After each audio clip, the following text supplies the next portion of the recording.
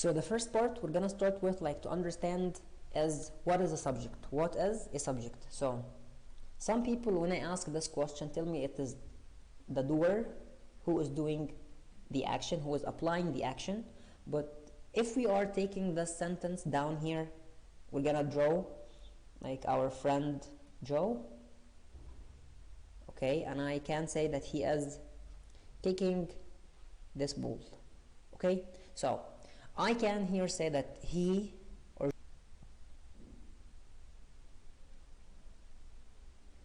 kicks the ball, okay. So here is he is the subject, and it's very clear, and then go the sentence, the verb, and the object, okay. So in this case I can say it is totally 100% correct. But let us now take another example, which is the ball is kicked. So now what is the subject? Surely it is ball. Ball is the subject, even though I'm using the passive voice.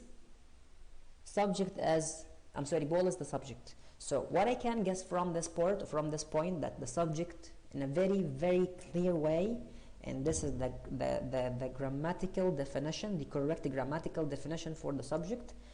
It is here what the sentence is about. So what I'm talking about in this sentence, so it is this, what is the subject. So we're gonna have much examples later on, but I want you to remember this. What is the subject? The subject is what is the sentence about, and it must be one of these, either a noun or a pronoun. So very important points, okay. Let's now start with the we're gonna talk about the types of subjects. They are, as you know, so subject, so again, so there are three types. The first person, second person, and third person. So the first person looks like here I and we. When I talk about myself, or when I talk about a group of people which I am included in them, so like either I or you, or we. So the second person is surely you, and the third person he, she, it, and finally they. So I want you to concentrate with me now, because you're gonna find like three subjects. For each one there is a singular and plural. This is for you to know, and later on I'll be dividing in which cases I will be in need to apply the agreement between the subject and the verb. But let us just like elaborate more. I'm illustrating to you the whole image, or holistic image of what a subject is. So let us now consider this. For each one there is singular and plural. Like the first person there is singular and plural, as well as in the second person and the third person. So here is singular, and here is the plural, as well as here. So singular and the plural, and he, she, it, like surely you know, singular, and here is the plural. So an important point, that as I said in the beginning, that the first person, I talk about them when I am included, I am in this group of people, or I'm talking about myself. This is number one. Number two, so the second person, the person whom I talk to, I'm talking to, not I'm talking about, because I'm talking about will be third person. So if I talk to one person, I can say you. If I can talk to more than one person, I can say all of you, or like you also, you are, and so on. So it is the same. Let us now go to the point which we need to understand, which is the third person. And here we do apply the subject-verb agreement. So I apply the subject-verb agreement with he and she and it. He, she, and it, the singular form. So what I do, like I make a bit of a change to the verb. I add s, es, and ies, which I'm going to be elaborating here now. So s, es, ies to the verb. Like in case I put the letter I instead of changing the letter y to an I, and then I add es. Okay, now we understand the so what is the subject, and we understand also the types of the subjects and the little change that we add when we talk about he and she and at. Let's have another example of this rule, and then we will move to the other part of the lesson. So for example, I can say I run, he runs. This adding this s because I talk about he. So he and she and at. I want you to remember these. He and she and at. What will I need to be applying the agreement with? So let's now move now to the verb. We said what is a subject. Let's talk about a verb. What is a verb now? So what is a verb? It's also two types. So I'm listening to my students are saying, the two types are what and what. So linking verb and action verb. So in very simple way of explanation, the linking verb does not express action. The action verb, as like unlike the linking verb, it expresses an action. It expresses, and I put here the es to make the agreement with at. So it expresses the or expressed an action. So sorry, expresses an action.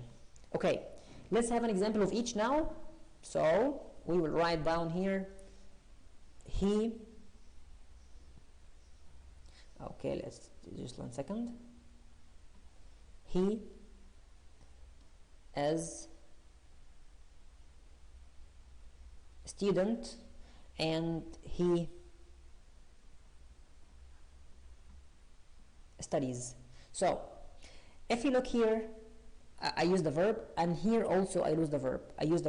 But the verb as does not talk about an action. It only links what and what links he with student.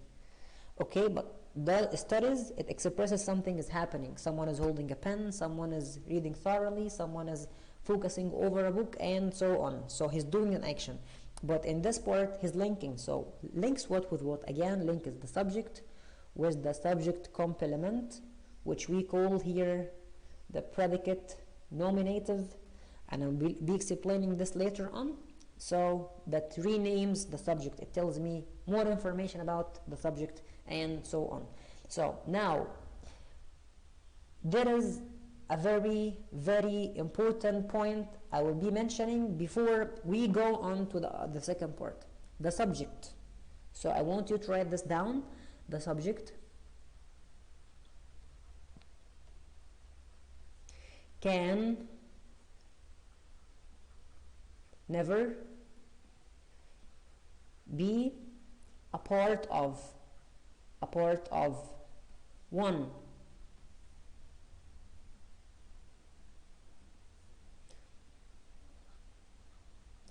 prepositional phrase,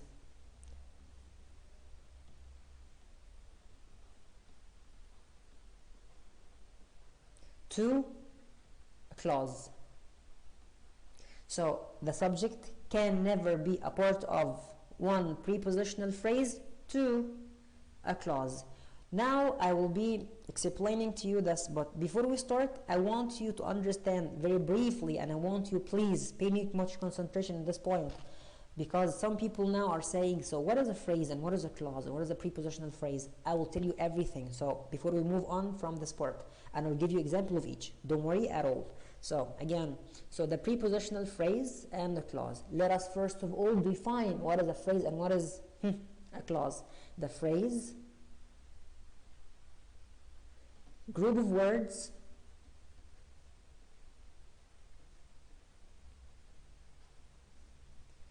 do not, or which do not, that do not contain one subject to predicate. And also I will be telling you what is the difference between the predicate and the verb. So we can say that the predicate equals verb. The predicate equals the verb. Okay, so the phrase group of words that do not contain one subject to predicate, which is the verb. So the clause, I'm not going to be writing this down, but I want you to take it with this word, this little word, the clause.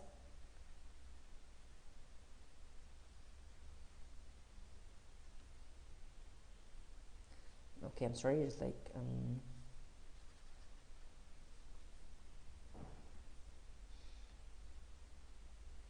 the clause is unlike the phrase. So it is group of words that must contain subject and the predicate. So again, the phrase group of words that do not contain subject and predicate, the clause unlike the phrase must contain subject and predicate. Very simple, very easy.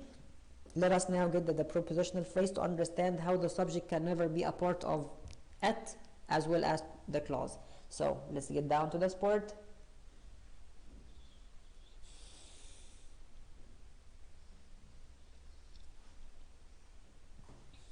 The prepositional phrase, the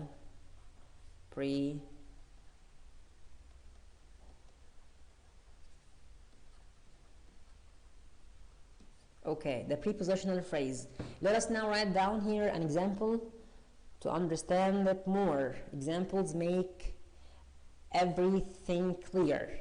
So, okay, a player or a student of the class is dismissed. So now let's get to the subject. I'm gonna highlight the subject for yourself.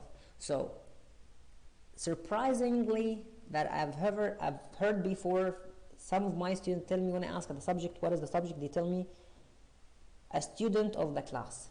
So it might be correct as a complete subject and simple subject, but in the SAT we do not consider it this way. In the SAT exams we do not consider the subject the way we consider it in other grammar lessons. Again, it's very important. Like, you might take something in the normal classes, and the SAT is a bit different. So the subject here is gonna only be this word, which is a student. So of the class, this one is gonna be a prepositional phrase because it starts with of, which is preposition.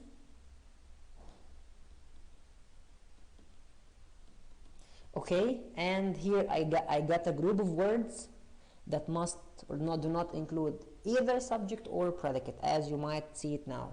Okay, so and here I've got the verb, which is singular form, to fit here the subject singular form also.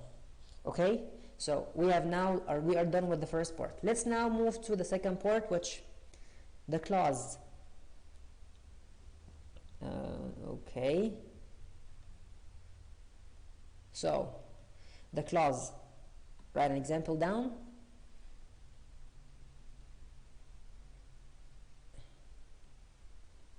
The jobs that we talked about, okay,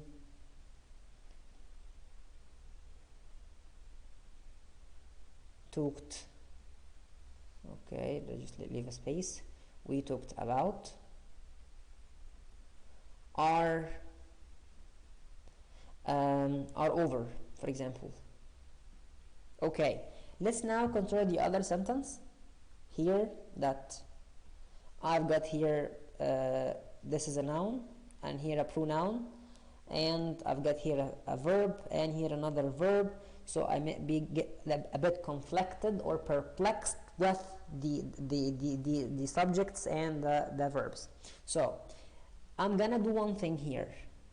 Let us speculate that I do have a comma and a comma to set off this clause, and this is called a clause because I've got a subject and a verb, and as I told you, well, I have a subject and a verb. This is called a clause, but unfortunately this is not called the independent clause, it's called dependent clause, and the dependent clause cannot stand by itself in a sentence, so I still need another one which is independent clause, because this one is dependent clause. So I've got here, look at this one here, the subject, and on the other side is the predicate or the verb.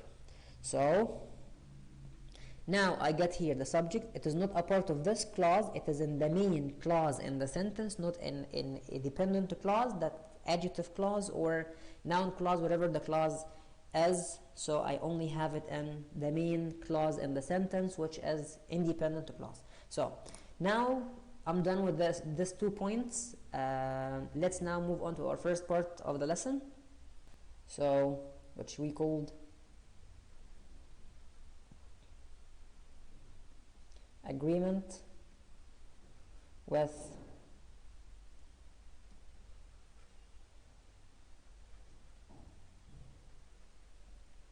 indefinite pronouns.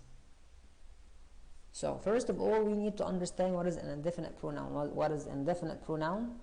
So the indefinite pronoun is the pronoun that expresses or talks about another person or another thing or some people, but which we don't know about. For example, let's write down the types of the pronouns as usual: singular, plural, and the ones that function as singular and plural. So singular indefinite pronouns like everyone, someone, everybody,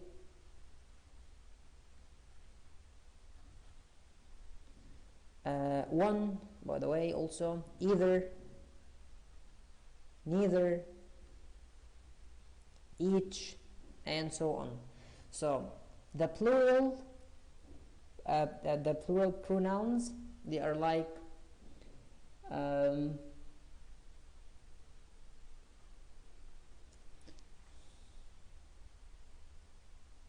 the plural pronoun like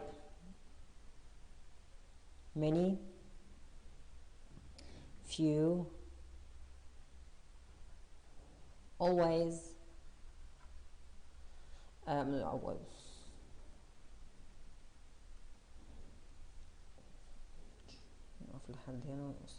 okay, هنقص من هنا.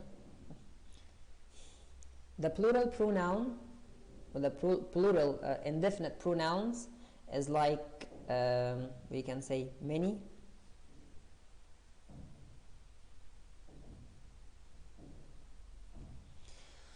the plural indefinite pronouns like many,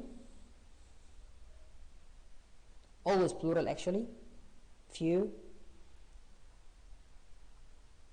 several, both, and so on. So both, like the one function as singular, and plural like all, most, any, some, none, and so on. So the question that I am sure my students are asking now, when I use it as singular and when I use it as plural, in a very, very simple way, let's write here 2 examples. We can say all the blood, all my students. So let us now consider these two sentences. So I have here blood and I have here students. Blood is uncountable and students is countable. So if the word or the noun comes after the indefinite pronoun like all, most, any, some, and also many, by the way, or few, or several, come after the uncountable noun, I used a singular. So I can say all the blood as, because this is uncountable noun. It cannot be counted. Okay, but here students, I've got here the S, which is an evidence, which is a piece of evidence that it's accountable. So I will say all my students are. So here is the measurement. How do I answer this question? According to the noun that comes after the indefinite pronoun in the plural form. If it's countable, I use are, or I use the plural form. If it's uncountable, I use the singular form, which is like here as. Okay, so here we are done with the second part. Now let's start now with the third part, part 3.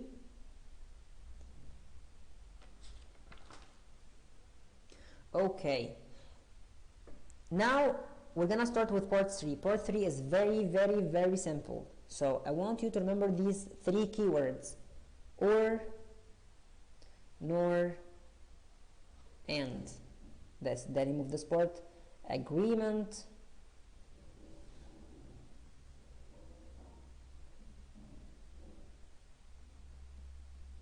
with compound nouns.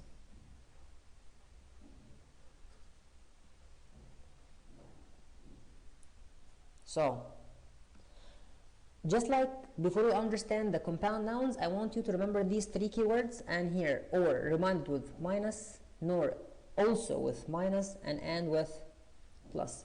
The compound nouns that we can understand that they are compound, so they are more than one noun. So like the agreement with compound nouns, like the compound subjects, which is the compound subjects. ده انا كده عكيت، رجع للجزء التالت تاني من الاول. The third part, okay, 3, 2, 1. The third part of our lesson is the agreement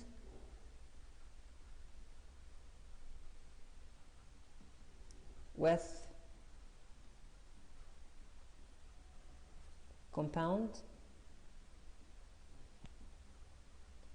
subjects. So there are 3 keywords. I want you to write them down in your copybook, which is or, nor, and. So, and also to put these marks next to them, minus, minus, and here plus. So the compound subject. So I can understand from the compound subject that there are more than one subject who are doing maybe the same thing. So for example, I can say Abby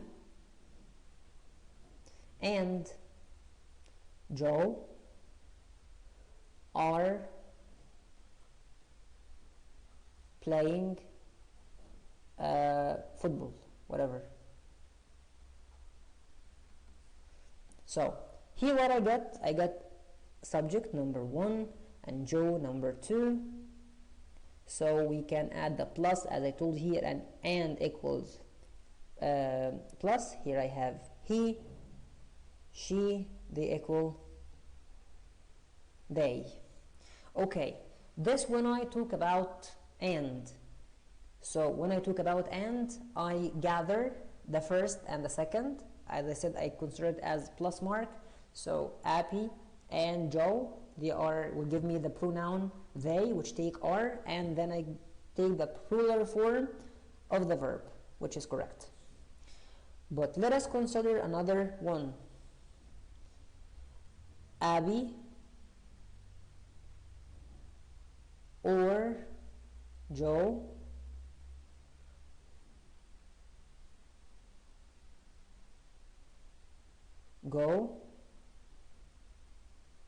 goes to the party. So in this part, I've got here or, which equals, as I told you before, it's like minus. So look here, I've got here Abby and Joe. Abby is she and Joe is he, and here I'm gonna take one of them because I'm not going to gather both of them as we said before. So again, which one I'm gonna take? The one which is closer to the verb. I'm gonna choose the closest subject to the verb, which here Joe, and then Joe is singular, so I'm gonna go directly to goes. But in case that I can say Abby and her friends, if we say Abby and her friends, and her friends equal they, which it needs plural, so I will go for go. If here it was friends. So it's very simple, very easy. So it is all about or, nor, and. Again, if it comes with and, I do gather the two subjects. If it's or nor, I take the subject which is closer to the verb, as I did here. If it's singular, in very simple way, I take the singular verb form. If it's a plural, I'm going to do the same and choose the plural verb form. So we are done now with the third part of our lesson. We will move now to the fourth part. Part 4.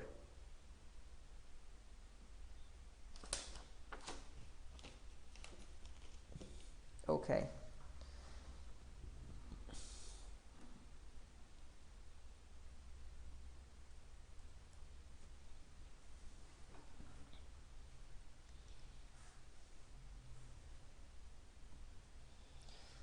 So this is part 4 of our lesson. So agreement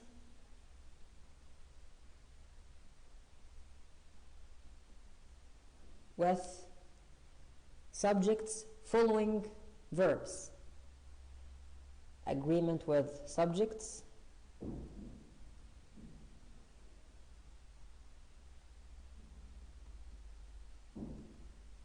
following verbs.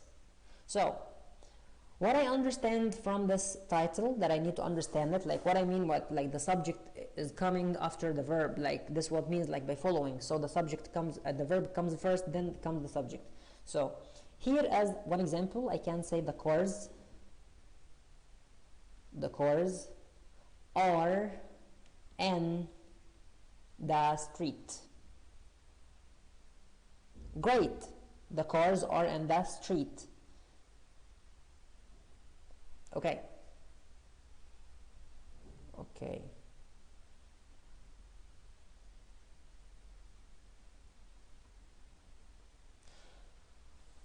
Following the verb. So now let us, so 3, 2, 1, start. Let us have an example. The first example, the cars are in the parking. The cars are in the parking. So I look at this sentence. I have here very normally the subject and the verb. So first comes the subject, second comes the verb. But let's now have another example, which there are cars in the parking. So here what comes first? The verb, and second the subject. So what we call this in English is called inverted sentence. Note, this is the most frequented question that comes in the SAT. So when you come to this, when I was collecting the questions from the exams, I met this sort of question about 3 times. We will understand this by the end of the video. While we're answering the question, I'll be reminding you of this, like the inverted sentence agreement with subject following the verb, the inverted sentence, that the verb comes before the subject, and so on. So it must not follow the same structure all the time, like I have subject verb. No, it might happen and the verb comes before the subject, so do not get conflicted or perplexed again. Think clearly and understand what the sentence is about and what the main noun of the sentence is doing, so to be able to get the verb. So let's have a little point in part 4 about collective noun. Collective nouns. Collective nouns. So what is a collective noun? A collective noun is a noun like family that has more than one number. Like family, it has a father, mother, sister,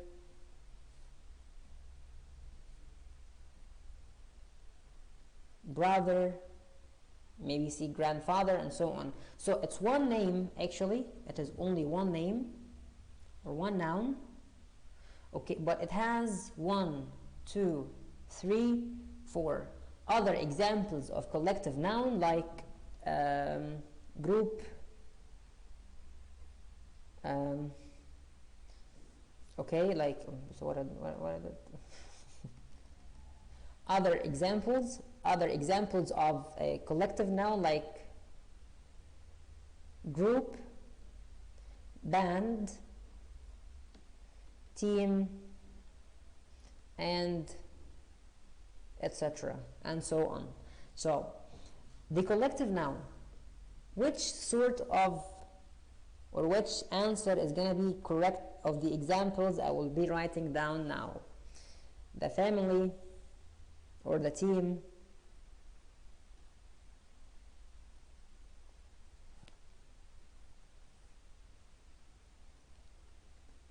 When, whens,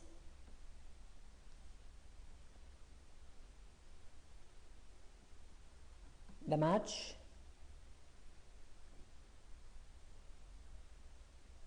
the team,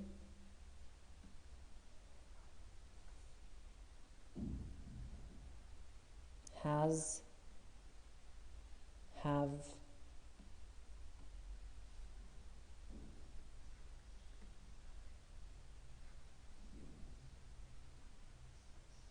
different, tasks, to finish. Okay. Surprisingly, I know that this is, for me, I'm talking personally, for me, that this one of the most confusing parts of the lesson of the subject-verb agreement, that the collective noun could be once used as singular and used as plural. So how do I know or decide or measure whether I choose the singular form or the plural form? The question or the answer is going to be as, if the whole collective noun is doing one thing, I go to the singular form. If the collective noun is doing different things, I go to the plural noun. For example, I live with my family, and my family visits my grandpa every weekend. So again, my family visits my grandpa every weekend. So we all go to him on one day. So here I'm gonna choose the singular form. I say my family visit, or visits is gonna be visits. But if I'm gonna talk about, like, once we arrived to my grandpa, and then my father started to do one thing, and my mother washes the dishes, and my sister and brother were playing in the garden. So everyone is doing different thing. We say then that the family are doing different things, or individual jobs, whatever the thing is. Okay, so here the team will be wins because they have done one thing, so the team wins the match, and the team have different tasks to finish. Okay, now we are done with this part. Let's now move on to the fifth part of our lesson. And now we're gonna start with the fifth part of our video and the last one, which we will call it problems with agreement. So it's the last part. I want you to pay much concentration so that you might get a lot of benefits out of this part. So number one, we'll talk about amounts. So amounts always, like we can say usually 80%, take the singular form.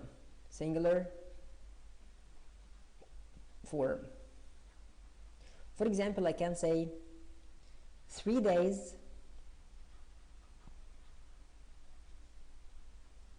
is not enough to travel. So let us now consider this part, which here is 3 days as. So what I need to know, that I'm gonna say that it's 3 days, the plural noun, so it must take plural verb form. But here I talk about the 3 days as one amount of time. So I say 3 days as. But look at this example. I can say, like here it's one item. I talk about the 3 days. Remember this as one item. Okay, look at this example now.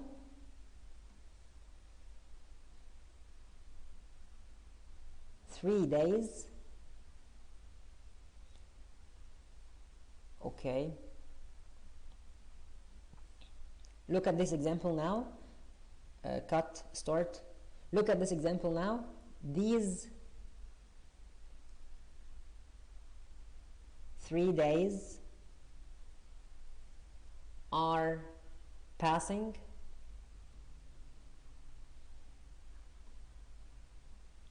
slowly. So now I talk about the 3 days, not as one item but multiple items, like day and a day and a day. So here it's a plural, I take the plural form. So what I mean to tell you, like multiple or multi items.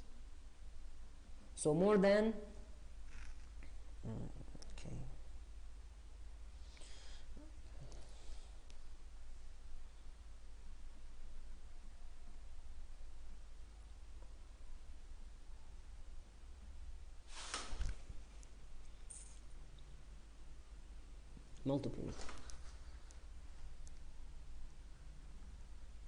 multiple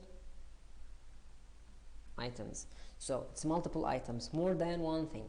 So this is the first problem we might come across in the SAT section, so writing section. So let's now get back to, we finished with amounts. We can just like start a new page. Number 2, adjective clauses. Adjective clauses. So let's read this example first of all. She is one of the athletes who competes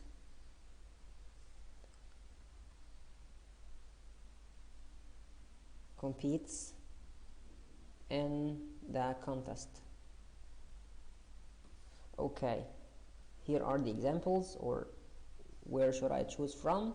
So let us analyze this sentence. So I've got here she as the subject, as the predicate, one, and I go on of a prepositional phrase of the athlete who. So now I'm gonna start a new clause because I get who as is gonna be the subject of the new clause, and I need to take a verb for it. My question that I will be asking is who talks about she or athletes it describes athletes. Okay, so I can say like now she is one of the athletes. Which athletes? Who compete in the competition. So now I'm gonna choose this one to fit with this verb. So again, she is one of the athletes who compete. So again, this like again, who compete in the contest talks about the athlete, and she is one of them. So this is the second problem you might come across. Okay, let's have another example. He is one of the students who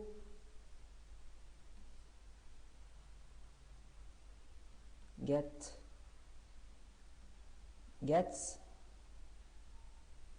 okay full mark.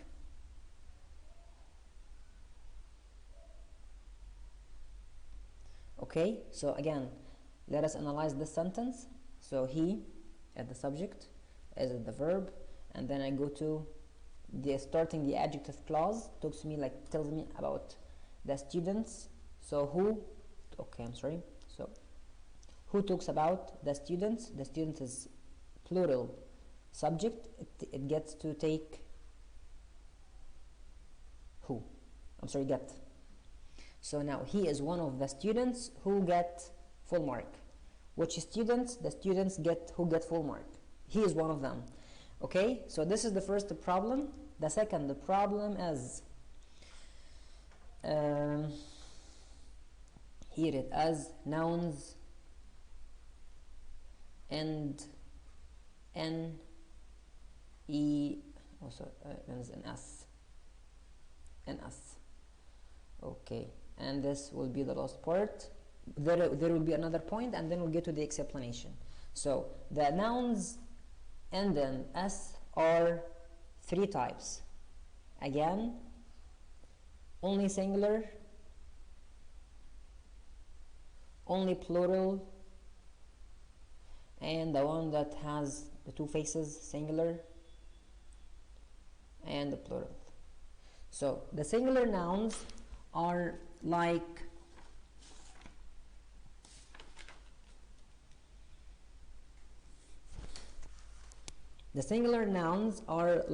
mathematics. So just like let's change the color. So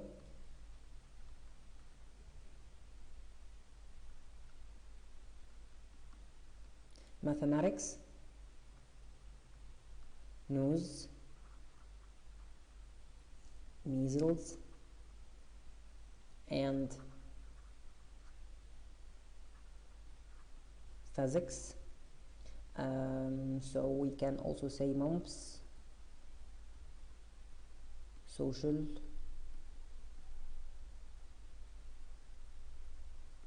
studies, and so on. So I can say mathematics as, news as, measles as, physics as, mumps as, social studies as, and so on, because it's singular form. Let's now move to the plural, only plural. So like pants, okay, pants, shorts, stairs, we can say also eyeglasses, so that is all. So there are actually other verbs, other nouns, but like this what come up to my mind now. Let's now move to what comes on both ways and how we can recognize them. Politics, statistics,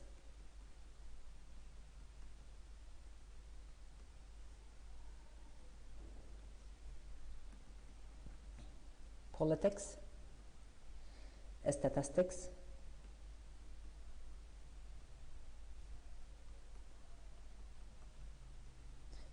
so what else? Series, and so on.